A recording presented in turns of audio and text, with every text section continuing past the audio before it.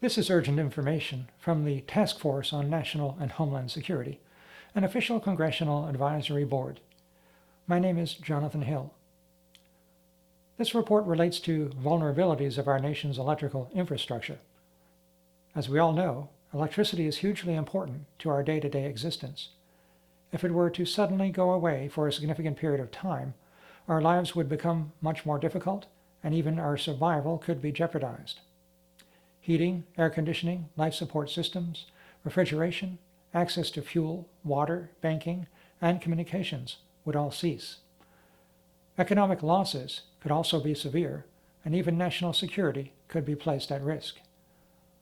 For these reasons, the security and reliability of our nation's power infrastructure needs to be a top concern for our government and all of us.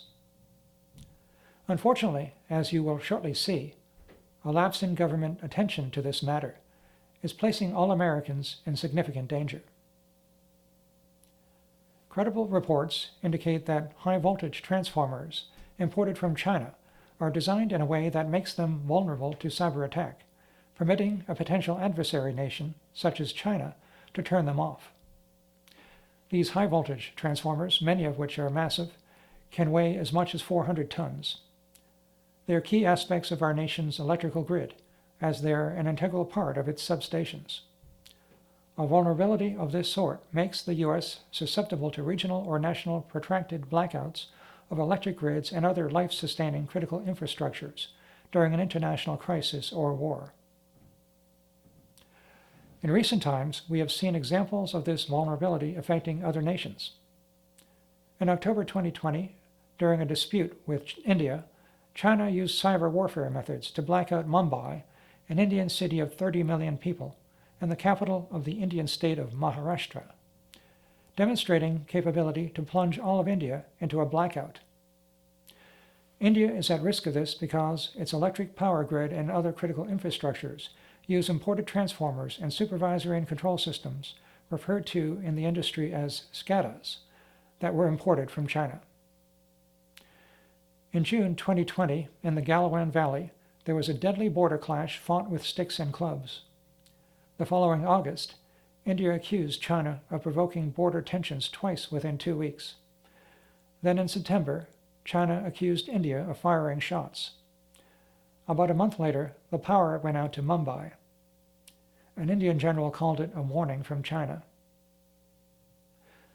The Maharashtra government investigated the blackout. Its home minister gave a briefing that indicated that the Mumbai blackout was sabotage, and much evidence came out that strongly indicates that.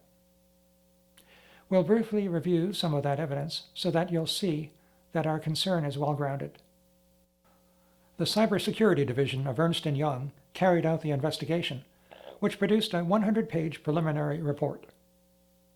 The Central Electricity Authority sent alerts that 40 substations had detected malware, that is, malicious program code, being placed on their computer systems. A clear link with China was seen when India's Computer Emergency Response Team reported that command and control servers in China were making contact with computer management systems for one of India's load dispatch centers. They also detected the presence of malware. Later, India's National Critical Information Infrastructure Protection Center pointed to a Chinese state-sponsored group and listed domains and Internet Protocol addresses that needed to be blocked to prevent further attacks. All of this indicates that China was responsible for the Mumbai power outage, and there are indications that China has maliciously installed malware in the Indian electric grid's controls nationwide, enabling the potential complete shutdown of India's electric power grid in the event of increasing or continued tensions between the two nations. This isn't the first time that this new type of warfare has been practiced. The very first cyber attack on electrical infrastructure occurred in 2015 and was conducted by Russia against Ukraine during a period of ongoing military conflict between both nations. On December 23, 2015, an electrical power plant serving regions across Ukraine was attacked, causing the disconnection of 7 110 kilovolt substations and 23 35 kilovolt substations, for a total of 30 substations. The attackers were able to take control of supervisory and control systems. More recently, in April of this year, as Russia alarmingly massed troops on the border with Ukraine, the editor-in-chief of state-owned Russia Today and the RT TV network Margarita Simonyan, likely a close collaborator with Russian President Putin, stated in a TV interview, and I quote, "Russia will invade Ukraine, sparking a conflict with the U.S. that will force entire cities into blackouts. All-out cyber warfare, nationwide forced blackouts." Russian TV described some cyber attack possibilities that ranged from small-scale threats to existential threats, and these included blacking out part of New York City, like Harlem, blacking out a state like Florida, or shutting down the electrical grid for the entire United States. 2 weeks after Simonyan made these public statements, the Colonial Pipeline attack occurred, shutting down fuel supplies to parts of the eastern United States and fuel supplies to a military base, 4 days, powerfully demonstrating Russian ability to shut down U.S. infrastructure systems. There's more than a small likelihood that both these events, Simonyan's televised comments and the pipeline attack, were intended by the Russian government as a conveniently deniable veiled threat. The present course of world events and U.S. foreign policy suggests that increasing diplomatic and potential military conflict with Russia and China are in our future. Given this and the likelihood of those nations using cyber warfare methods to attack our infrastructure, it's important that we close any major vulnerabilities that we have in this area. This is highlighted by Energy Secretary Granholm's very concerning comments of June 6th of this year, when she confirmed on CNN that our nation's adversaries have the ability to shut down our electric grid. Notwithstanding this, as though oblivious to any national security threat, the electric utility industry is still importing critical equipment and systems from the People's Republic of China and installing them on the U.S. electric grid, which the Chinese, per U.S. government sources, are already likely hacking. Just this year, the U.S. Department of Homeland Security's Cybersecurity and Infrastructure Security Agency called out China for its cyber attacks on a wide range of industries and sectors, including the energy sector.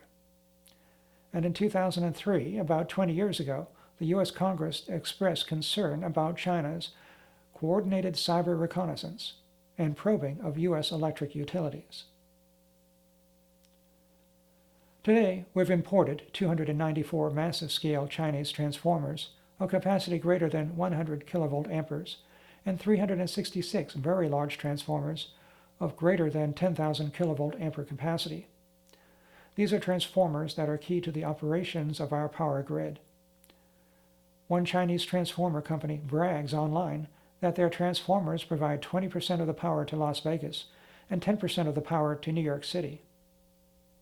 Alarmingly, there is presently no requirement that anybody check any of this equipment for vulnerabilities to cyber attack.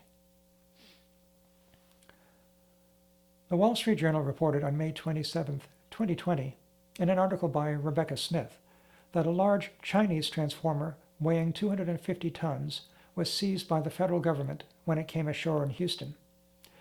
It was taken to Sandia National Laboratory for evaluation. The lab's been tight-lipped about its findings, but Latham Sadler, former Director of Intelligence Programs of the National Security Council, stated that they found, and I quote, "hardware that was put into that had the ability for somebody in China to switch it off."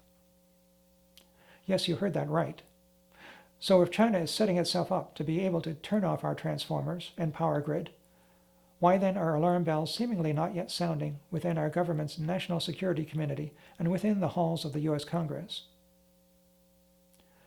While we've imported nearly 300 massive-scale Chinese transformers that are key to the operations of our electrical substations, a federal study referenced in a March 12, 2014 Wall Street Journal article by Rebecca Smith has shown that if just 9 of our nation's key substations were to be rendered inoperable, the entire national electric grid would go down. Again, that's with just 9 substations being taken out, whereas with the introduction of 300 Chinese transformers into this country, China may be able to use cyber warfare methods to shut down as many as 300 substations. With near certainty, this would cause a nationwide grid outage, which could require a long process to restore normal service. However, it gets worse. According to research done by Michael McBee, the author of a complaint filed recently with FERC, the Federal Energy Regulatory Commission, a company wholly owned by the government of China through a series of front companies, is selling not just Chinese-built transformer products, but also grid security and monitoring systems. And get this, works with the utility industry's Electric Power Research Institute, of all things on grid security issues. This is especially alarming in light of China's official requirement that all Chinese companies participate in the government's intelligence work whenever it demands that they do so. According to China expert Dr. Murray Scott Tanner, who's worked with the U.S.-China Economic and Security Review Commission, has been a senior researcher for the RAND Corporation, and has received intensive training in their language. China's 2017 intelligence law requires all Chinese companies, organizations, and citizens to, and I quote, support, assist, and cooperate with the state intelligence work. Furthermore, their so-called law doesn't allow any of the same to refuse to cooperate in intelligence activities and requires that they keep it all secret. All of this paints a very alarming picture. What is also alarming in this context is the very light regulatory approach of the federal government towards the electric power industry, which has a reputation for repeatedly and successfully pushing back hard at all federal government attempts to tighten grid security. Interestingly, that same industry also has a history of spending huge amounts on funding political campaigns and federal lobbying. According to the Center for Responsive Politics, during just one election, the 2020 election cycle, the utilities spent over $137 million on campaigns and lobbying, whereas over the last decade, they spent more than a whopping $1.2 billion. Could this have something to do with the federal government's failure to sufficiently respond to national and homeland security issues as they relate to the power grid? A complaint relative to the transformer and broader grid security issues has been filed with FERC by grid security advocate Michael McBee. Given all of the facts of this matter and the increasing potential of increasing diplomatic tension or actual armed conflict with Russia and China, it's important that FERC see that there is intense governmental, media, and citizen interest in this matter, so that they overcome any pressure from the utility industry and do what is absolutely necessary to protect the U.S. and all of us Americans. Likewise, Congress should take a keen interest and use whatever legislative remedies it has. Loss of the power grid for days, weeks, or months due to a cyber attack could be costly in human life and could no doubt threaten the entire nation's security. In Texas, an outage this winter that lasted only days caused over 200 deaths, bringing home the potential damage from much longer duration outages spanning larger geographic areas. Again, without power, our nation as we know it ceases to exist. Without critical services relating to healthcare, banking, refrigeration, fuel delivery, and potentially water and wastewater treatment and delivery systems, we are in extreme crisis. Given this, there is no credible reason for anything but the most robust response to this present crisis. For more information, please see the complaint that was filed by Michael McBee on August 26, 2021 with the Federal Energy Regulatory Commission. FERC docket number EL21-99-000. Please also contact your congressman and local media, and then share this video. Thanks for your attention and patriotism. This is Jonathan Hill with the Task Force on National and Homeland Security, an official congressional advisory board.